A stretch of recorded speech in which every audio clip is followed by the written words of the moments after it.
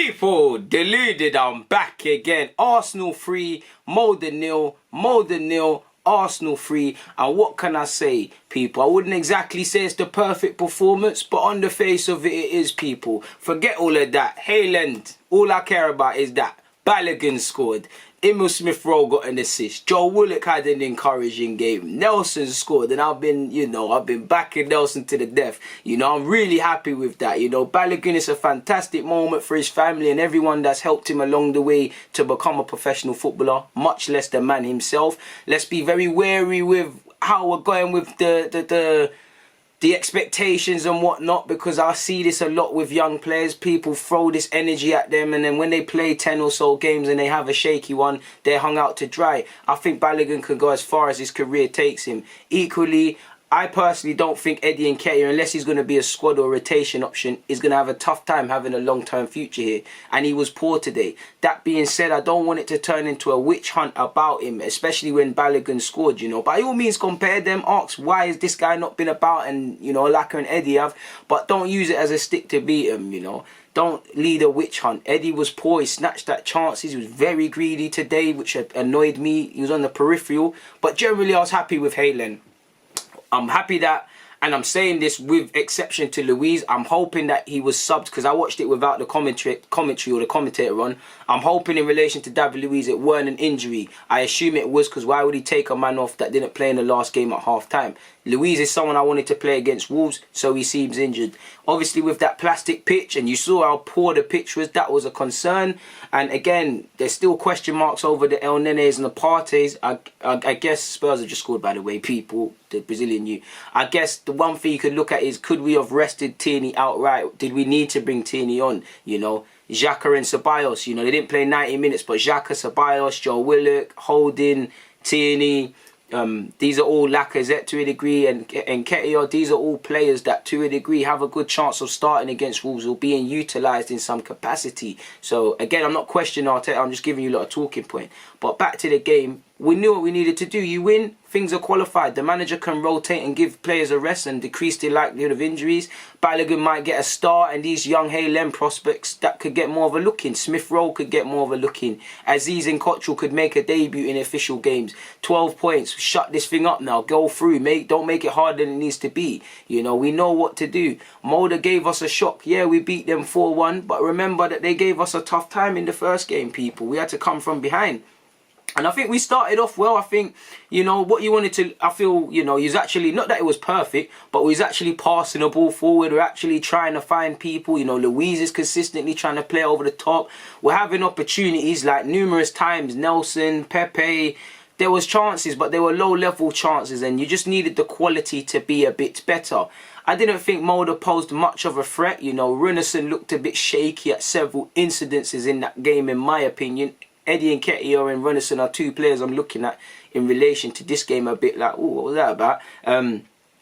They didn't really have anything that threatened us. Yeah, that was that chance where that centre-half should have done better and it cannoned off Runarsson in the thingy, in the build-up to it. But they didn't really have anything. I feel they gave as good as they got. I feel both teams, there were periods where Molde were in our half quite a lot. They were comfortable on the ball. A couple of times they stopped playing out from the back because we were picking them off. But they were trying to play out from the back. They were getting forward.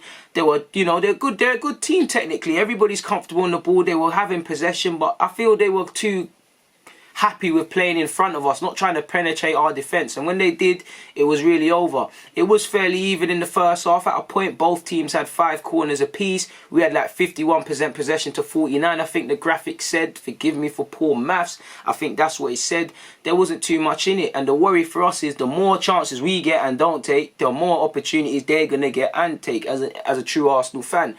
But, with the Europa League, our league form has still been atrocious, and this doesn't change anything, but you just wanted to see a win, some free-flowing football and a goal. And, we are seeing, I don't want to call it free-flowing football, but we're playing all right. Like, people are getting in there, people are taking less touches than they need to do. David Luiz is really impressing me because he's just trying to find Joe Willock making the occasional run, Reiss Nelson in particular. I think Lacazette is having a so-so game, but he's linking up okay. I think the only one that really looked off it, there was a period in the first half Joe went a bit quiet, but only really Eddie and Runarsson were giving me concerns. Pardon me. Now we've gone into half time, and Simply put, we know what we need to do. You know, it's a pretty open game. You know, both teams are pretty there for the taking on the transition, but there's neither team has really worked the other keeper really and truly. There has been good efforts, but other than that, there's nothing. I can't remember which half, admittedly, people, when Pepe hit the crossbar. I'm not going to lie to you lot, but what a stinger that was. Pepe was on it from start to finish, in my opinion. You know, he can't play in the Premier League, but he can show what he can do and people can't forget about him. And his managers retain faith in him publicly. Whether he does that in the future or whatever he said privately is a different matter. But the best thing you can do is score, and that shuts people up. Because we all saw the journalist going a bit OTT. You know, he's going out on loan. He's got no friends in the Arsenal team. His manager doesn't care about him no more. Based on if you read the last reports in the week from various outlets, you saw what it meant to his, you know, the players that were on the field when he scored.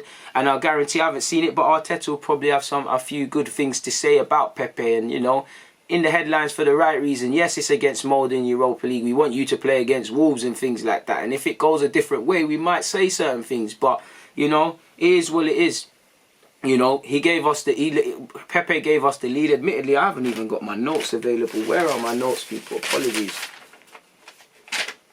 I should have my notes. I've even forgot what angle they all scored in. I think Joe Willock got the assist for Pepe. It was a peach of a goal from Pepe, to put it nicely. Really and truly, man, that's what Pepe's about. Just put his foot through it and caressed it, and it was a lovely celebration.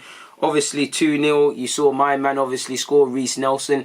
Again, good team move. Reiss Nelson's been involved in the first goal. That's why I like Reiss Nelson in that number 8, people. I think Reiss Nelson is better in that 8 position. He's better when he can see the game rather than his back to it. You know, Joe Willock, apologies. Joe Willock is better in that role when he can drive. You know, these goals came because he's picking up the ball and driving. You know, he's winning the ball back early and driving. I think that's his game. His game is that number 8. And he showed it for the second goal. He put a good ball across the box. Reiss Nelson, you know, he had opportunities where he could have scored. He could have scored before, but it's nice to see he gets on the score sheet because he's had an interesting last 2 games and he's really deserved some luck. It's a Haaland made goal, and I really love that, people. The third goal is also a Haaland goal, which makes me love it even more. Smith Rowe and Balogun, the subs connect. It's good work from Tierney as well. You know, eventually Smith Rowe puts it on a plate for Balogun, and what impressed me is Balogun's movement to get onto the ball. First off, that's one criticism. There were times where I felt their keeper just was it was too easy for him to just collect it. No one was challenging, no one was seeing if he was going to drop it, and I saw that from Balogun, and he deserved his goal. And obviously it makes the manager look good. You've brought him off the bench, he scored. We hear talk of him signing a new deal, which fingers crossed he does.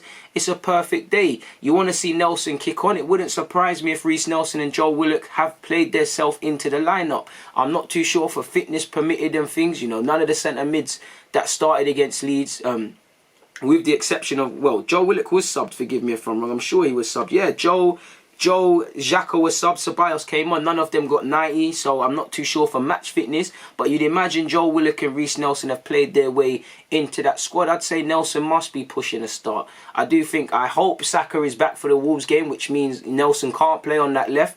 I do think Willian will be back, and Arteta is playing coy on that. So I'd say it is Saka, Willian, and maybe Aubameyang. But something always tells me, regardless of Lacazette and Eddie today, you know, one of them might play, and because, you know, Arteta loves Aubameyang on the left, he might revert back to that, but I don't know. We're going to have to see. I think Nelson deserves to start against Wolves if fit, really and truly, because he's played well when he came off the bench against Leeds. He's continued it in this game. I think he deserves an opportunity, really, and opportunities are there to be had now. With people being suspended, being injured, losing form, opportunities are arising all over the squad. In the central of the park for Joe, people for Nelson, you know, we always focus on Pepe. When we speak about Pepe, it's Willian's name that follows, or vice versa. Nelson needs to be in that conversation, and it's down to him. Obviously, Smith Rowe, it was lovely seeing him come off the bench, obviously get an assist, and the main thing for him, as I've always maintained, is staying fit. If he stayed fit, he probably would have played a couple of Europa and been involved in the squad and whatnot, people, a bit more. He's been playing catch-up because of that shoulder injury. You know, you saw him score against Everton's 23s, and he's played a couple of times at that level, and he's done well, but we want him to step up. For Eddie Nketiah, he's had a stinker at the office, man, like snatching at chances, being way too greedy. You know, the selfishness really does come across on the football field. I'm not saying he's like that by nature, but, you know, you can't look at anything other than that. Runarsson was a bit booky.